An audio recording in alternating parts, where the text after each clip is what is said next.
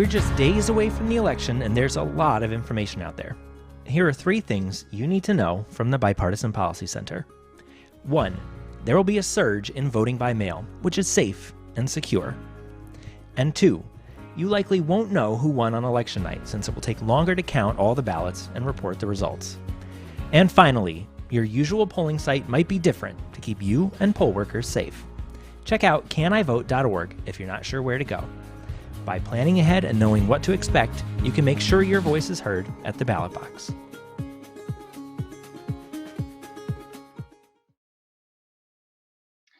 Welcome to BPC's last election event before Election Day. My name is Matthew Weil, and I direct the Elections Project at the Bipartisan Policy Center. We knew 2020 would be exciting. For election nerds like me, and for those on this panel, presidential election years are always eventful. However, we did not expect all of this craziness. According to the U.S. Elections Project out of the University of Florida, as of this morning, more than 79 million ballots have been cast. That includes 27 million early ballots and 52 million absentee ballots, with 39 million absentee ballots outstanding. In some counties and states, we are nearing the point when more ballots were cast before Election Day 2020 than during the entire 2016 voting period. It also means this will be the first national election where more than half of the ballots are cast prior to Election Day. And this shift occurred during a once-in-a-century pandemic, forcing election officials to adapt. Election administrators at the state and local level deserve all of our respect and admiration. Since voting is happening right now and ballot processing is happening right now, we've decided to assemble a group of voting experts who have been election officials or who've been studying it for their entire careers to discuss what to expect as this unprecedented election season nears its end, hopefully. Before I introduce them, I ask that you please submit questions throughout this event, either through Facebook and YouTube in the comment section, or on Twitter using the hashtag BPCLive. Also, I invite you to register for an event we will be holding virtually on December 15th, the 2020 Voting Experience and Goals for Reform, which is co-sponsored by the Democracy Fund and the Carnegie Corporation of New York. You can find more information on BPC's website. And with that, let me briefly introduce today's panelists. Dr. Lana Atkinson is Professor of Political Science, Regents Lecturer, and Director of the Center for the Study of Voting, Elections, and Democracy, and the Institute of Social Research at the University of New Mexico.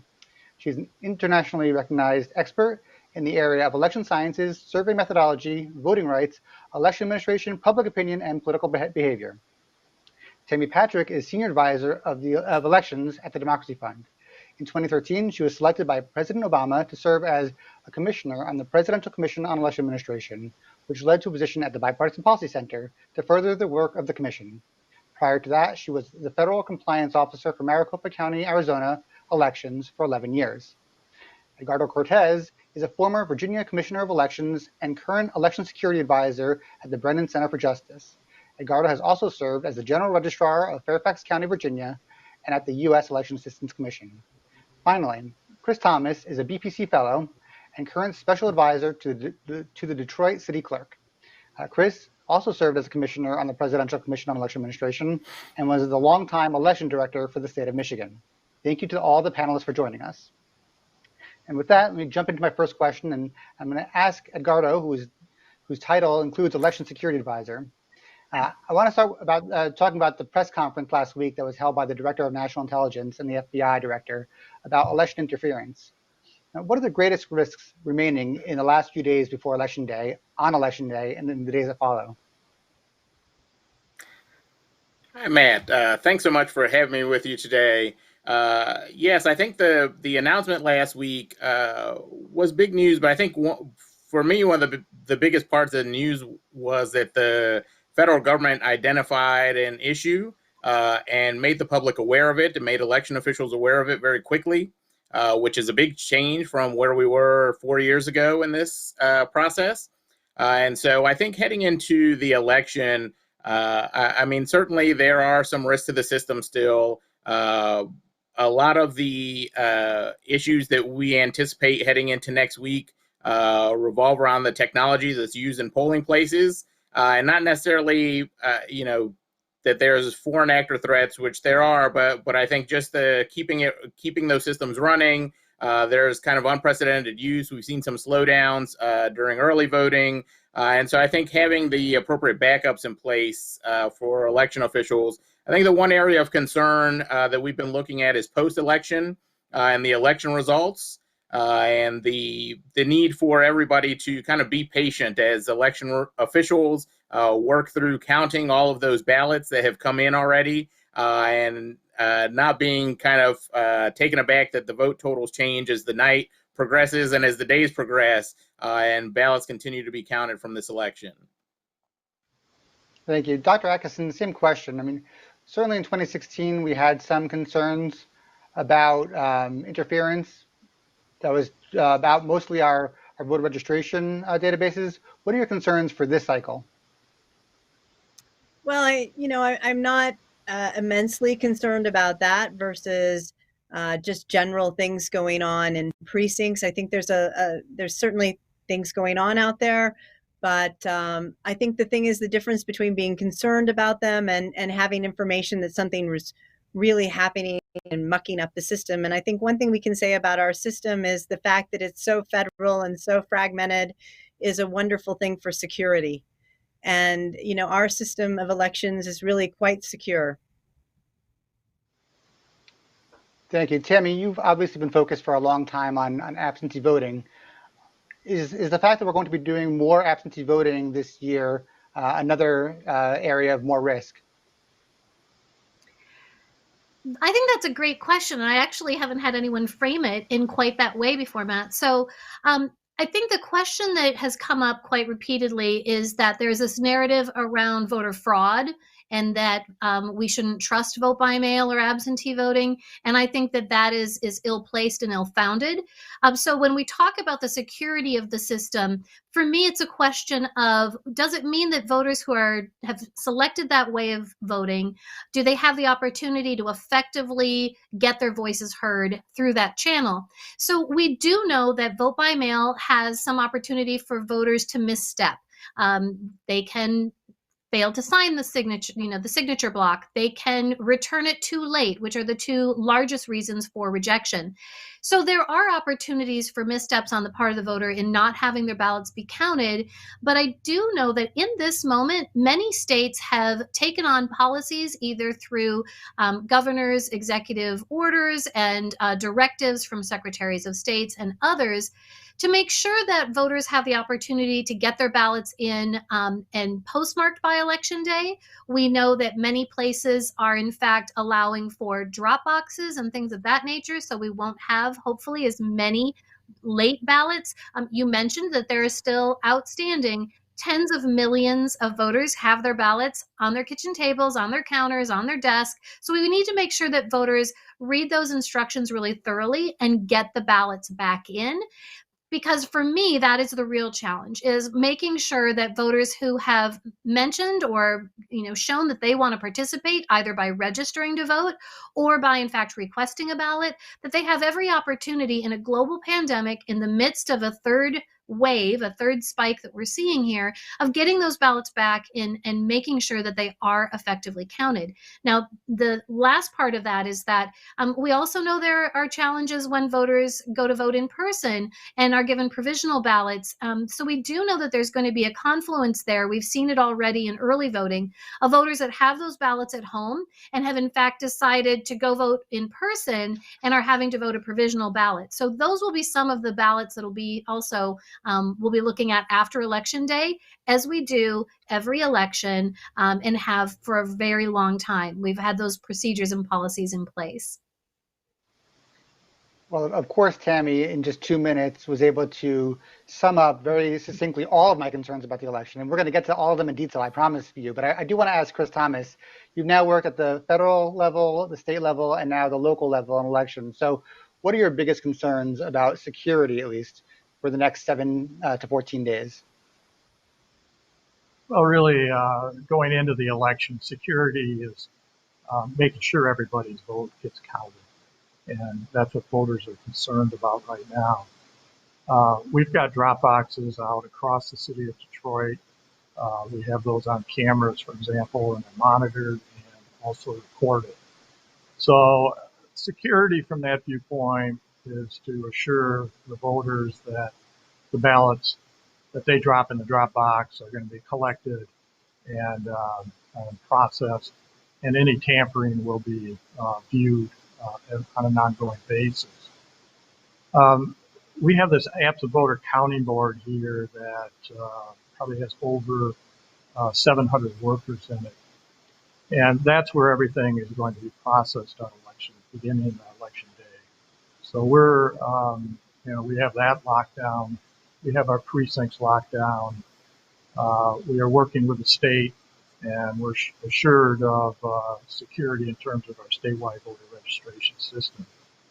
But it's really the issue of security in a broad sense of any kind of intimidation on election day is what has us concerned right now. We've had a ban on guns that's been overturned by the courts, so that's on appeal right now. And there is some concern. We've seen this in Michigan with folks with their long guns at the Capitol earlier in the spring. We hope not to see that on election day. So, Chris, I'm going to stay with you for 1 second. I mentioned earlier that we're seeing historic levels of turnout before Election Day. It may be that up to 2/3 of the ballots come in before Election Day, but that still means that upwards of 50 or 60 million people are likely to turn out on Election Day. And so, certainly throughout the early voting process, especially in the first day or two of early voting across the country, we've seen some very long lines. Is that what we expect or should expect to see on Tuesday? Should we be expecting to see long lines due to all the social distancing and just the limitations that come with voting in person? I'm not expecting long lines like we're seeing on TV from other states. So the question is, with the increase in mail ballots, how far did states allow their local election officials to consolidate their precincts? So if they consolidated too far, then perhaps there will be some lines that will result from it. As our studies have shown over the last several election cycles, the lines have generally gotten shorter. In Michigan, there is no allowance to consolidate precincts. So we have every single precinct open. We have an abundance of workers. We're not short in that regard. So I do not anticipate, at least in Michigan, that there's going to be any lines.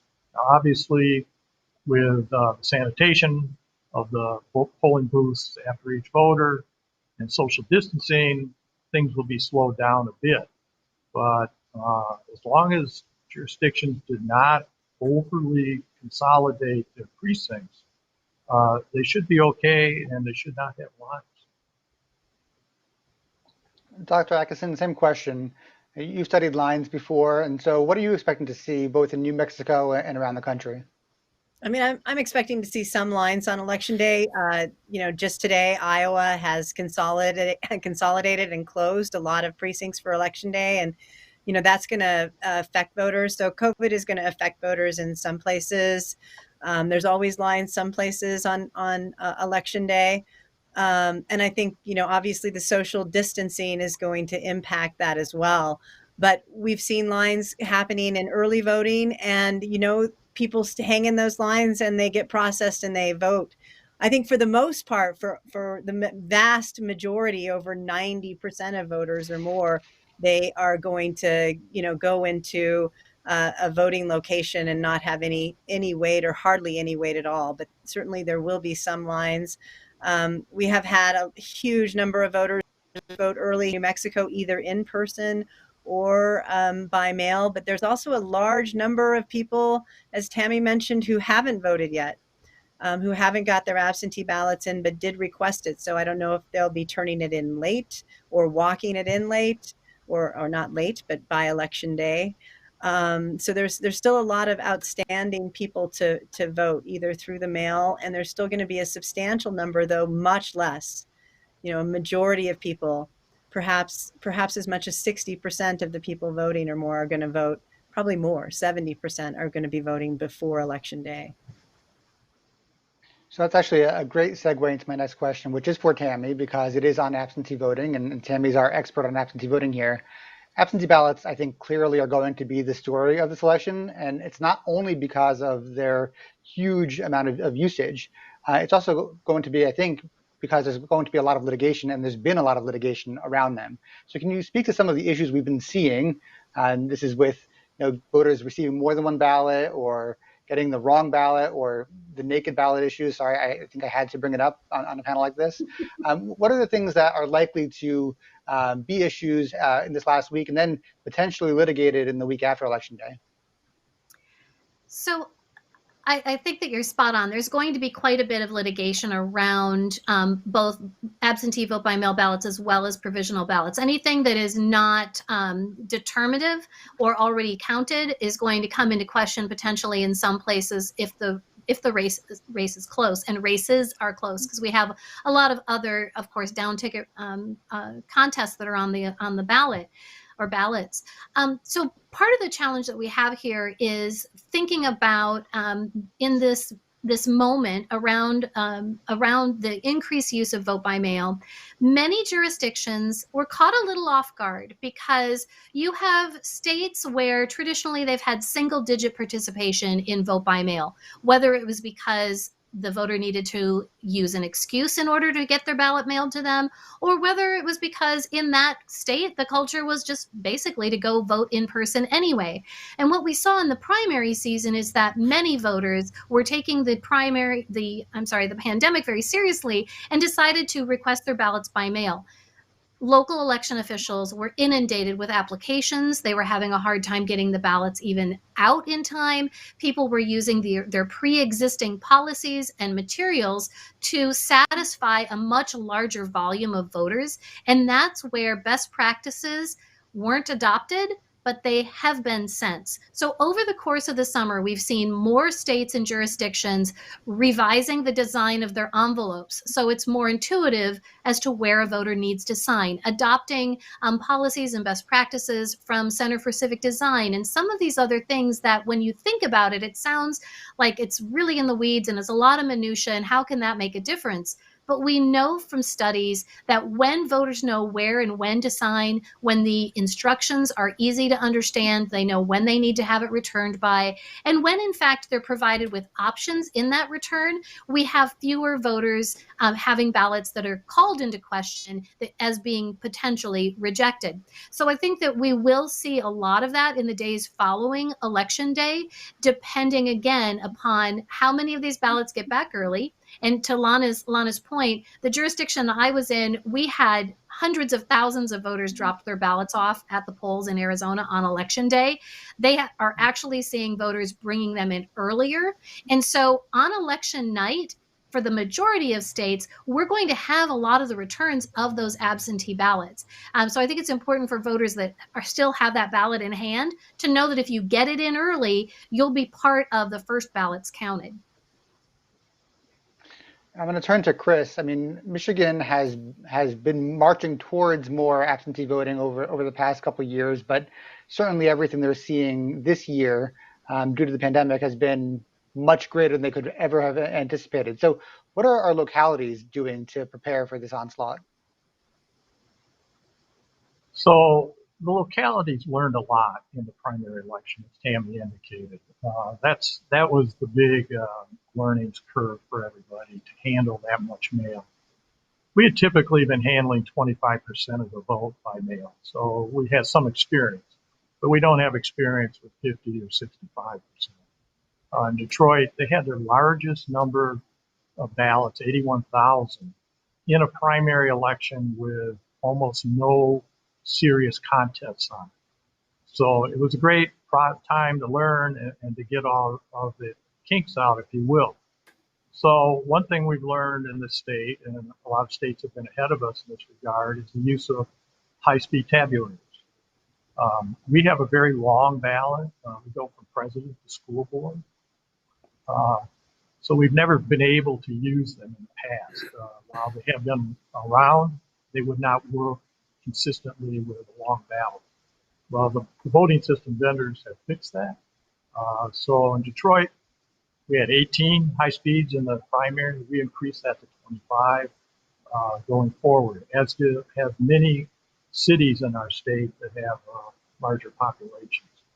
And that will move things along rather than hand feeding them. Regarding the application process, we were saved in a sense. Our Secretary of State issued absentee ballot applications to everybody in the state in June, ahead of our August primary. And those applications were dual applications, which means you fill that out, you get a ballot for the primary and the general election. So we were basically front loaded for November.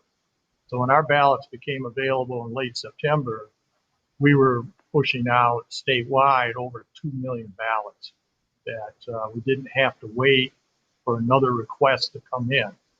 So that has really saved us. So the steps towards boxes, drop boxes, never before in Michigan we had those. So that's a first. Satellite offices, that's a first for most of us. They've had those in Detroit, but not in any other community. So we've worked ways to make it easier for the voter to get entree to the system, and also with ballot tracks and our Michigan Voter Information Center to keep track of whether their ballot's been back or not. And that's what we see as an issue for November 3rd, is when voters look and see their ballot has not been returned and they show up in the polling place. And so we've put our procedures in place to handle that, to allow them to vote, and we'll take callbacks to the city clerk's office, spoiling the absentee ballot and allowing them to go ahead and vote in person. So I'm going to ask Edgardo one more question on absentee voting, and I'm going to warn all the other panelists I'm going to move into in-person voting on election day in a moment. So you're ready. Edgardo, so I want you to put on your Brennan Center hat. There have been a lot of changes to the voting process this year. Some of them have been done by legislatures, some have been done by courts, some are being undone by other courts, some are being undone again by other higher courts. And so my question for you is, there have now been several big cases out of the Supreme Court and some of the circuit courts around absentee voting and when those ballots can be received by after Election Day. So what is your recommendation to voters who may be concerned that the rules may be changing? We're now 5 days before Election Day. What would you tell somebody who still is holding on to one of their absentee ballots?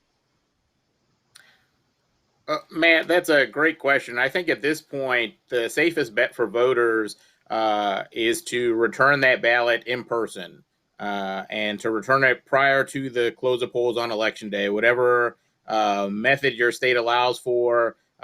Chris mentioned the use of drop boxes. A lot of states have provided drop boxes for voters.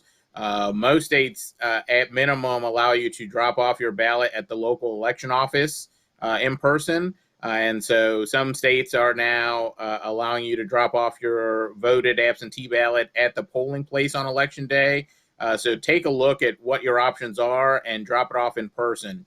So that way there's no question about whether it gets counted. It doesn't get wrapped into these court cases around ballots that are postmarked by Election Day and whether or not they're counted. So that's the safest bet really for voters. Thank you for that. All right, I'm giving the panelists a couple more seconds because I'm going to remind our viewers that if you have a question and you're watching on our Facebook or YouTube feed, you can ask your questions right in the comments, and we'll try to get to as many of those as possible. If you're watching on another feed, you can you go to Twitter and tweet at us with the hashtag BPC Live, and we'll get to as many of those questions as possible. All right, so voting at the polling place this year will be different. We knew that. Again, back in January, when we thought everything was going to be crazy, we didn't think the issue of face masks was going to be a polarizing issue that was going to have to be dealt with. So Tammy, what are election officials doing about voting at the polling place? Are they mandating masks? What happens if voters come without masks? What's your recommendation for what they should be doing? So there are a variety of approaches depending on how the state or the local health department has kind of laid out parameters within a given jurisdiction. So we know that there are some states where the governor has issued a directive but left it up to the local county to roll it out. So it really is a patchwork. I think part of the challenge that election officials and poll workers are going to have is that no matter what declared policy will be, we will have some individuals who will show up to vote who forgot their face mask. So in that instance, poll workers are being supplied with extras that they can provide to individuals. They're also being advised that they can offer things like curbside voting if someone doesn't feel that they can come into the polling place. But we know that there will be some who may want to test the system and who come without a face mask because they will refuse to wear it. That's where we're having training that's been provided, some really good training materials that local election officials have been able to leverage and utilize from the healthyelections.org, which is a Stanford MIT project, that really talk about how do you de-escalate that sort of a situation where if you have individuals standing in line, and because of the social distancing, the lines are going to look long, we really want to focus more on the wait times there. But if you have voters that are standing in line and the person 6 feet away from you is refusing to wear a mask, how does a poll worker de-escalate that situation? How do they offer the right healthy options to make sure that everyone stays safe, including the poll workers themselves? So it's, the answer in elections is always asterisk, it depends. And I think that this is another one of those situations where we're just trying to make sure that the general public and poll workers and election officials know that there are quite a few arrows in the quiver in how we can handle this situation to maintain the health and safety of everyone. That's great. Dr. Atkinson, similar question. How are you hearing from your look nationally about how election officials are planning on dealing with those kind of situations at the polls? Yeah, it's, it's a patchwork, like Tammy said, and it varies a lot by state. I mean, in Texas, it's very clear that the governor that you don't have to wear a mask if you don't want, that they can't force people to wear masks. But it is, a recommendation. And it varies a lot by state. Here in New Mexico, it's also a recommendation that people wear masks. People, of course, for the poll workers, it's mandated. For the people in the polling place who are disinfecting it, it's mandated. Most people are wearing masks. I have a survey in the field. I'm getting back information that most people are wearing masks while they're waiting in line and in the polling place. So I think there's good news on that. That's great. I'm gonna stay with you, Dr. Atkinson, right now. I think early in the pandemic, there was a lot of energy towards trying to find the resources to pull off an election during a pandemic. And Congress did pass the CARES Act, which included $400 million for elections, but nothing else. And since that time, we've seen private philanthropy, primarily the Chan Zuckerberg Initiative and the Schwarzenegger Foundation, stepping up. So can you speak to whether or not election officials have the resources they need, and really maybe just some comments on whether or not private philanthropy is the best way to fund elections in this country? Well, certainly here in New Mexico, we've used a lot of those resources for PPE in the polling places, and I think that's been what's been going on across the country, but we did not get enough. I mean, it was for the primary and the general, and we certainly could use more.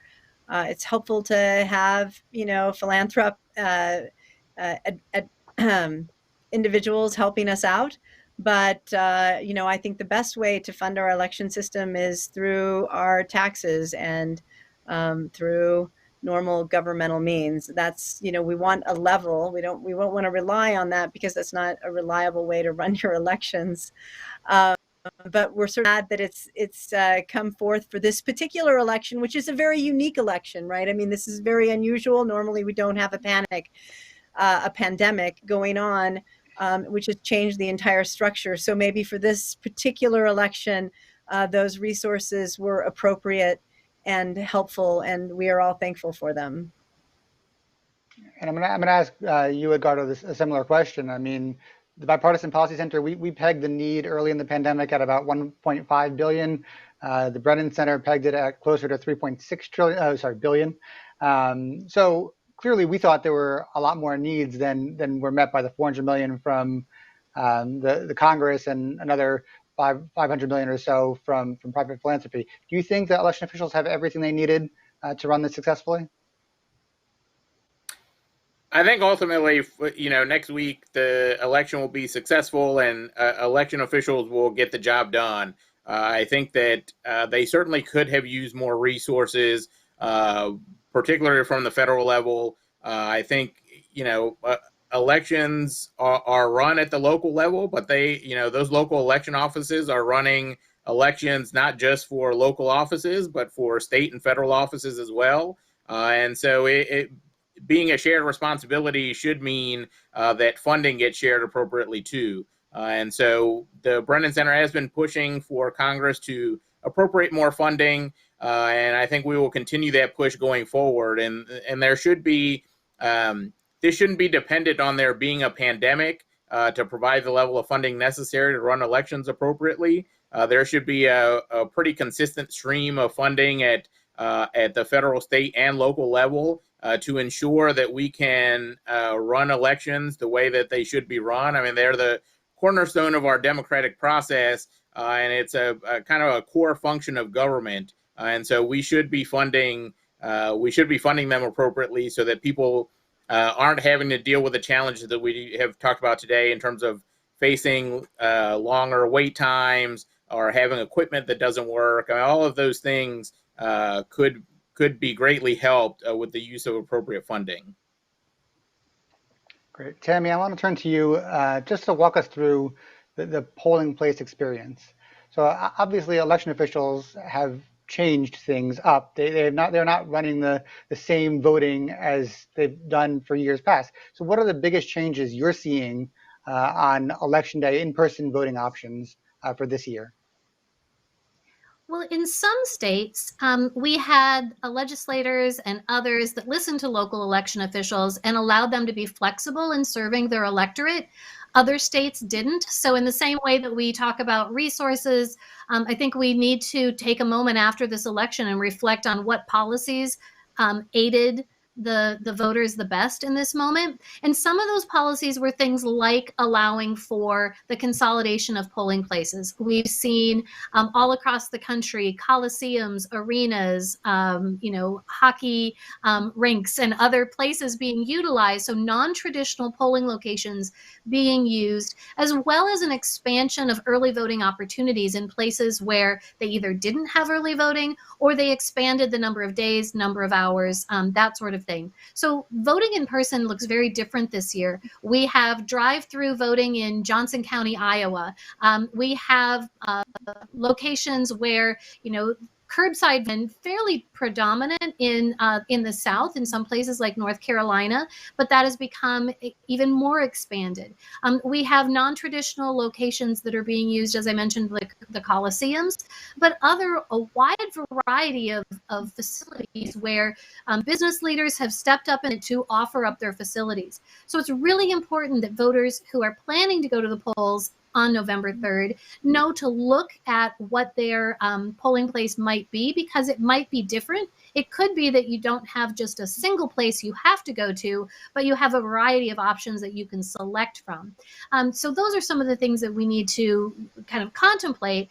A couple of the other changes that have really taken place in this moment have to do with the individuals who will be working at the polls. So we know that traditionally, our poll workers have been of the vulnerable age who are very susceptible to this unfortunate pandemic.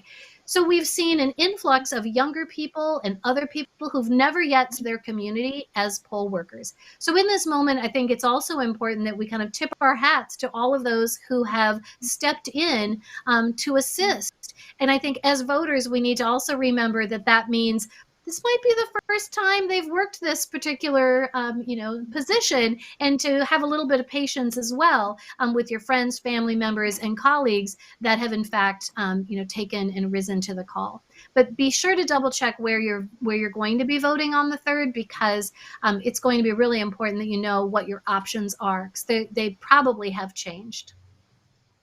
That's a great point, Tammy, honestly. And I want to second your kind of kudos for all of the people who stood up to be poll workers this year. I do think that I was certainly among the people who early on was very concerned that in-person voting wasn't going to be an option because there just would not be enough poll workers. And I am happy that I was absolutely wrong about that really people did step up, and there have been a lot of good groups out there doing a lot of good recruiting.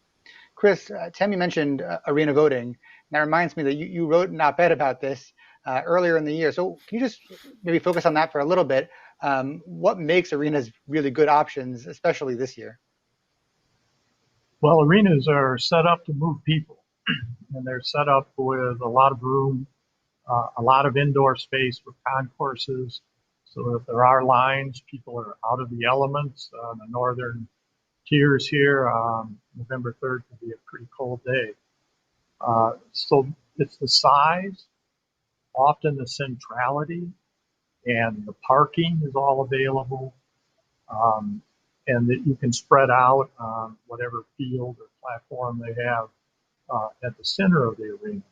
But it really allows a central location to really process a lot of people. I remember watching the Kentucky primary, and up in Louisville, they did a really nice job with theirs. There was another one down by the University of Kentucky. They had some challenges there, but that's just adding additional resources. So they have a number of places that exhibited what the benefits are in terms of processing a large number of people comfortably out of the elements and not relying on small, cramped quarters. People, particularly now with the spikes that are happening, people want to be assured that there's plenty of room for them to spread out, not on top of one another. So I think the beauty of this is out of necessity, of course, comes innovation. And I would hope to see this arena voting move forward in the future, even after the pandemic, as an idea that makes a lot of sense. That's great. So this has been touched on by a few of our panelists so far, and I want to focus on it a little bit more because I have been calling this a sleeper issue of 2020. There are a number of people who, as we know, have requested ballots, absentee ballots. In some cases, they requested it, maybe not even realizing it, because they submitted a dual app for the primary, and now they're getting absentee ballots. They don't want to vote, and in many states, this leads to a provisional ballot at the polling place. So, Edgardo, can you walk us through what a provisional ballot is, first of all, and how that gets counted or not after Election Day? Yeah, so a provisional ballot is basically a fail-safe ballot, right? If there's a question about whether you're able to vote on Election Day, and that could be because of registration issue, it could be because of what you talked about in terms of having requested an absentee ballot. The provisional ballot will let you cast your vote, but the determination about whether or not to count it happens after the election. So in terms of the process, usually there's some sort of envelope and information involved with a form that you have to fill out. When it comes to absentee ballots that have been issued, the way that those will be dealt with in the states is they will, before counting your provisional ballot, they'll make sure that there was not an absentee ballot submitted and counted from you.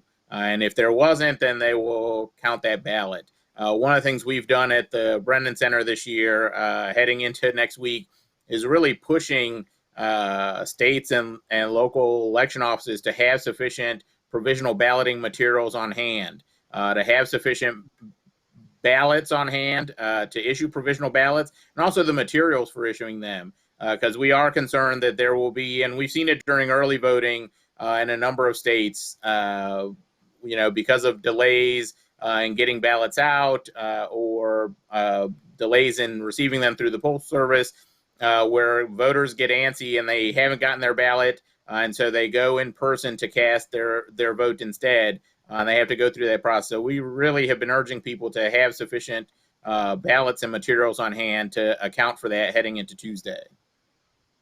Dr. Atkinson, what is usually the case with provisional ballots? Are they a big deal, or is this going to be kind of an unusual situation in 2020? Well, I think they're always a big deal because they're an important fail-safe to the election system and to the voter.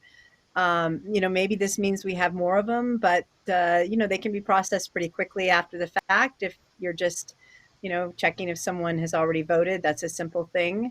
So I don't think it's incredibly complicated. It's an important fail-safe for the voter, and no one should be, concerned about if they're worried about their ballot. Then I think they should take advantage of that.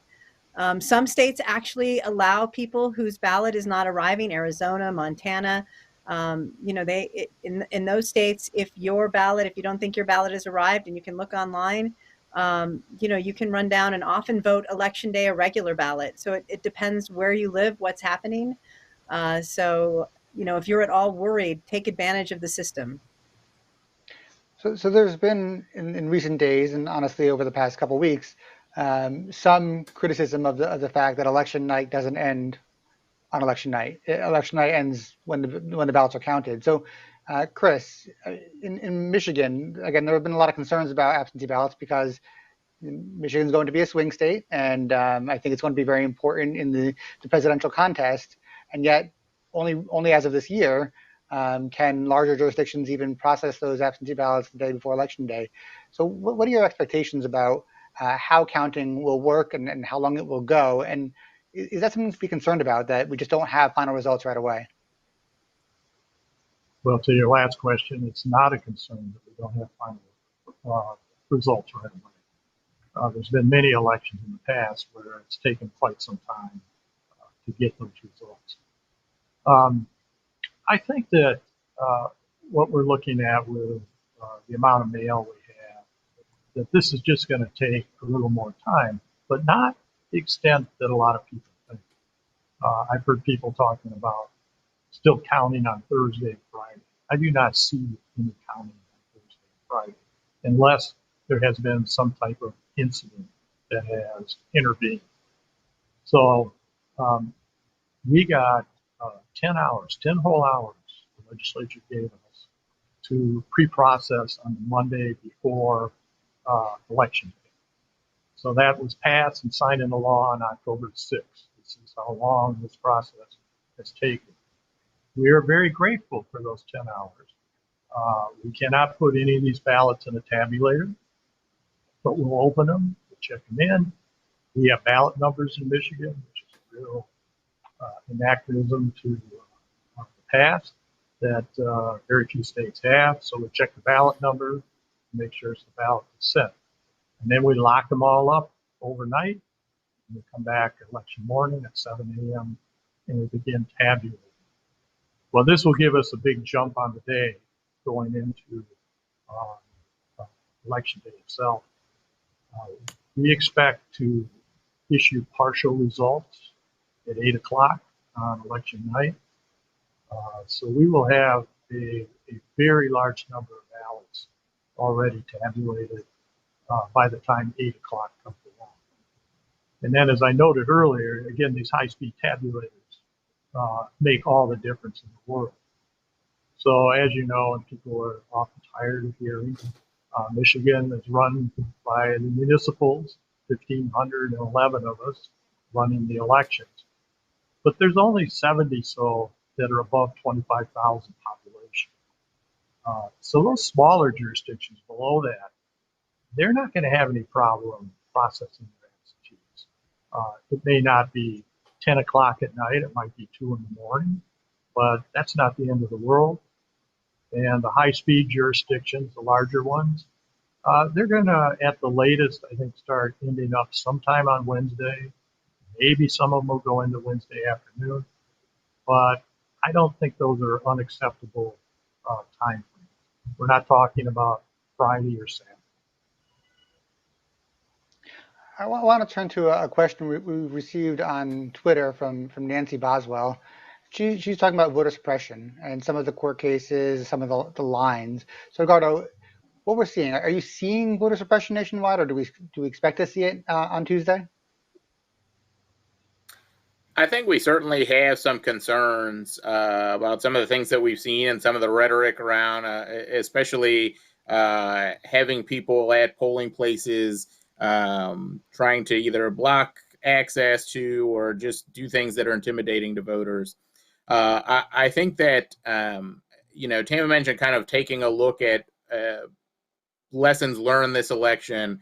And I think that on the front of voter intimidation and some of these other issues, I think, the need to revisit some of the federal legislation that provides protections in the election process and prohibits some of the practices that we've seen this election will be helpful as we, come out of this. But I think by and large, election officials are prepared to handle these situations. They've been working at the state, local, and federal level on this, making sure there's appropriate coordination with law enforcement to deal with any issues that come up. So I want to stress that if folks see something, they should report it. Absolutely, but they should not be afraid to go to the polls and exercise their right to vote, either now during early vote for those states that are still in the early vote period, or on Tuesday for the election day. And Dr. Atkinson, I want to ask you the same question in maybe a different way. We've seen, again, some very long lines in places across the country. It's been during early voting, but what do we know about the impact of long lines on suppressing the vote? Well, I mean, long lines always mean that some people might get out of line and, not participate in the process. But we also know that people are willing to stand in line a very long time. People have been standing in line for hours. And this is why early voting has been so important this year. We've extended early voting. People have been taking advantage of all of the early voting because they're concerned about election day and waiting till election day. Again, Iowa this morning, collapsing their precincts, closing many of them. With COVID, no one knows a lot. People are very uncertain about what's going on, and we've really changed people's behavior. The presidential commission that President Obama started was all about moving people to early voting, and that has been a real success this year. And I think that success is going to play out on election day mostly positively. And though there's certainly instances of voter intimidation, it is not widespread, and most people are going to experience have a good election experience. That's great. So I have another question coming in from one of our viewers, Larry Barnett, and I'll give this one to Tammy. What is a safeguard in place to prevent people from voting in two different states in the same election? So there are a couple of safeguards. One of them is ERIC, which is the Electronic Registration Information Center. It's a mouthful, so we all just call it ERIC. And ERIC actually is a consortium of states that compares the voter registration lists with your Department of Motor Vehicle lists, with the Social Security death list, and a wide variety of other data sets to compare one set of registrations from one state to another. And that has been around now for a number of years. I don't know the exact number, the latest count, but we have more than half of the states are members of ERIC. So that's one way of identifying if people are in fact registered in two different states. And then they can follow up on it. I will say that is a minimal number of people who are in fact registered in two states, and an even fewer number that may potentially vote in two different states, which is illegal to vote in two different states in the same election for, say, in a presidential election. So there are mechanisms in place, and we continue to encourage states to join the ERIC consortium so that we can, in fact, not only identify where voters are registered in two places, but in this moment, it's also been an important element and tool for states because it identifies eligible but unregistered voters within your own state. People maybe who have moved in and gotten their driver's license but haven't yet registered to vote. So it's a tool that's used in that way. And I think that those types of tools and policies where the legislatures have listened to election officials to be able to join consortiums like that, to put policies in place to service their voters best is really important. And I want to just tag on to the last question because I think it's a bit of a segue. And that is that in this moment where we talk about voter suppression and we talk about having that balance between security and access, ERIC is the perfect example. It restricts voters from, or identifies voters from being registered in two places and remedies that situation. It reaches out to voters who are eligible but unregistered.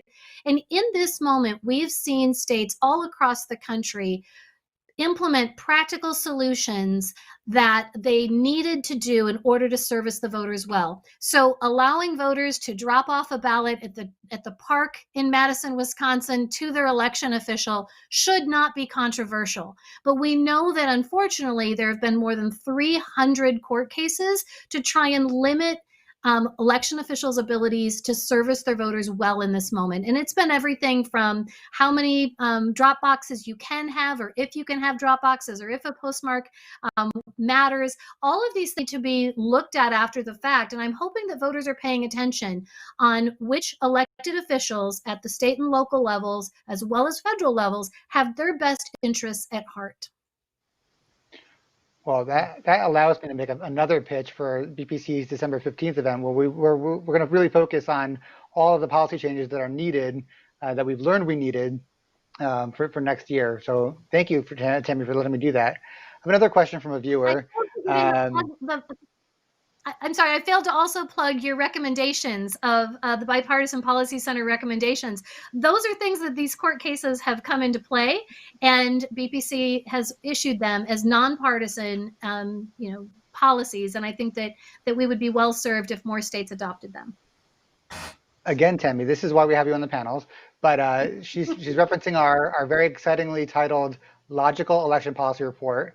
And Logical Election Policy came out in January. It was written by 21 state and local election officials from across the country. And it does seem like during a pandemic, a lot of those logical election policies do work well for states. We have about 10 minutes left. So if you want to submit a question, there's still time. I'll take another question now from one of our viewers. And this is really for Edgardo. And it's talking about election databases and voter registration databases being hacked or infiltrated on election day by malicious actors. Does that impact, or will it, or could it impact election day operations at polling places? It certainly could have an impact. We have seen not necessarily hacks even, but we've seen just the increased use of the systems and the systems not being able to handle the use that it's getting in the lead up to the election has caused some system failures. And so it does have the ability to kind of impact operations. I think on election day itself, it's a little less impactful because the information that's at your polling place is already going to be at your poll books, whether those are electronic poll books or paper poll books. That information has already been downloaded and is there locally.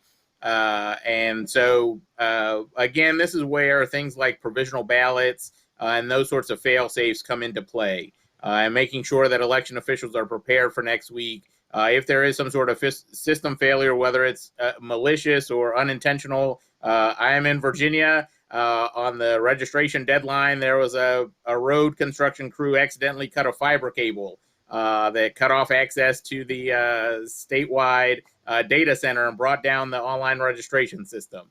Right, and so it's not a malicious act, but it's something that you have to kind of deal with and be prepared for. And so I think all of the backups that election officials hopefully have in place, things like having paper poll book backups, if their electronic poll books fail, having enough provisional ballot material so they can keep people voting, even if their systems go down. For those places that are using ballot marking devices as the primary form of voting, to have emergency paper ballots.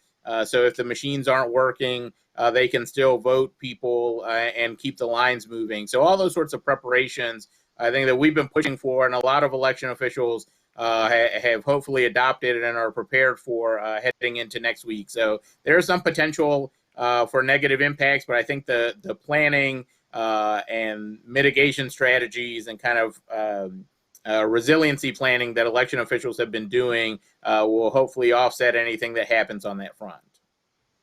Well, so I'm not going to let you off the hot seat. I had actually forgotten about the fiber optic cable incident of 2020. I was thinking more also about Virginia's had some issues on election night with their voting results reporting system going down on election night, and that causing some controversy. So I guess my question for you, Edgardo, would be, how should viewers, how should all Americans be looking for trusted information about election results on election night in the heat of the moment? Well, I think on election night, I think the first key for everybody, and I know it's going to be hard, is patience. I mean, Chris talked about, kind of how they're hoping to push out at least the first batch of results fairly early on in the evening. But the process of counting ballots and reporting them out takes a while. Not just in a pandemic situation, but it just takes some time. I think in terms of trusted sources of information, you have obviously the state and local election websites that are pushing out information about results, and they're doing that pretty frequently throughout the night as results are being updated and tallies are completed at the polling places and reported up. You also have, kind of as a backup, you have entities like the Associated Press, which also has, they have a program where they have people stationed at local election offices and polling places around the country where there are expected to be close races, so they can also collect results there at the point where they're reported and publicly posted. And so there are a lot of different ways to receive that information. The one thing I would caution people again is that election results that get posted on election night are unofficial. The process of both counting the ballots and of confirming those counts keeps going after the election. And election officials have a lot of processes that they go through to make sure that not only have they counted all the ballots that are that can be counted, but that those reports are accurate. They go back and they double check everything that's done in the polling places.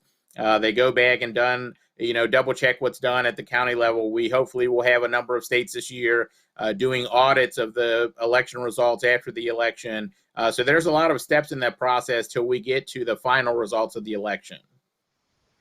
So I think I've asked now Edgardo and Chris in some way or another to talk about when they think there might be results. And we did get a question from Isaac Kantarovich about when we thought, or when you thought, all of the ballots would be counted. So I wanted to give Dr. Atkinson and Tammy a chance to weigh in. When do you think we'll have enough ballots counted to be pretty confident in the results? Dr. Atkinson?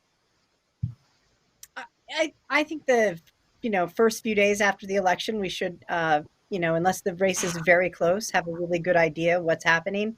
I mean, even on election night, I think that things could be clear. Of course, we want to be ready to be patient, but states like Florida, North Carolina, those states have processes in place that should be able to provide us all of their absentee ballot election nights. It is sort of Michigan and Wisconsin and Pennsylvania that are a little more iffy. So I think that, depending on what the map looks like, Arizona is another state that's real prepared. They're already counting their ballots.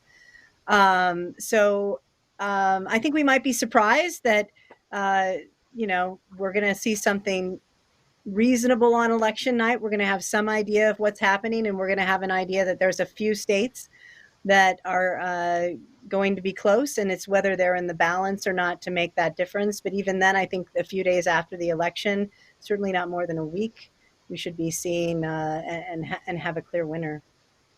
And so far, I like Dr. Atkinson's prediction the best. So, Tammy, are we going to be surprised? And you're going to love my answer. So my answer is pretty much aligned with that, in that I was more worried about this when we didn't know if voters were going to be returning their ballots as early as they have been. So I think we will have a lot of results in on the night of November 3rd. So we'll have a lot that we can look to at that moment, which I think is that kind of Ned Foley discussion around the projection of a winner.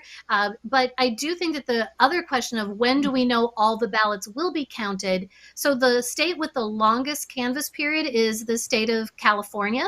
They allow, I think the canvass is 28 days after the election day. So election officials, we won't have more than likely the official result in California until the end of the month. So those are two very different questions. When do we feel comfortable projecting who the winner will be? And when will those final counts be done? Now, the other piece is that many places it'll be triggered potentially. If it's really close, it might trigger, say, a recount. We hate to use the R word, but it's quite possible that there will be recounts triggered. Not looking at you, Florida, but you seem to like them these days, or have them, I shouldn't say like. So that's kind of where I think we're going to fall. It all depends on what the final numbers are, how close they are, whether or not we go into recounts, how much of it gets challenged and drugged through the courts, and all of that really will tie into the timeline. All right, we only have about a minute left, so Chris, I'm going to ask you for a 15-second answer. You're the only one of these panelists who's on the ground right now in a local election jurisdiction. So, what is your 15-second piece of recommendation of advice for Detroit voters today? At this point, is vote. Avoid the post office. Do not mail your ballot back. Take it to a drop box, the clerk's office, or call a clerk. They will come pick it up. But do not use the post office. All right. Well, I want to thank all of the panelists for being here today. It's an incredibly busy time for all of you. I understand that. Chris, good luck in Detroit. I want to thank all of the people who joined us today on our various platforms, Facebook, YouTube, and I think we're on C-SPAN too as well. And so thank you for joining us. Again, we will be back to kind of rehash, relive, re-experience the 2020 election on December 15th. You can view us here live on BPC's website as well. And thank you very much, and good luck voting.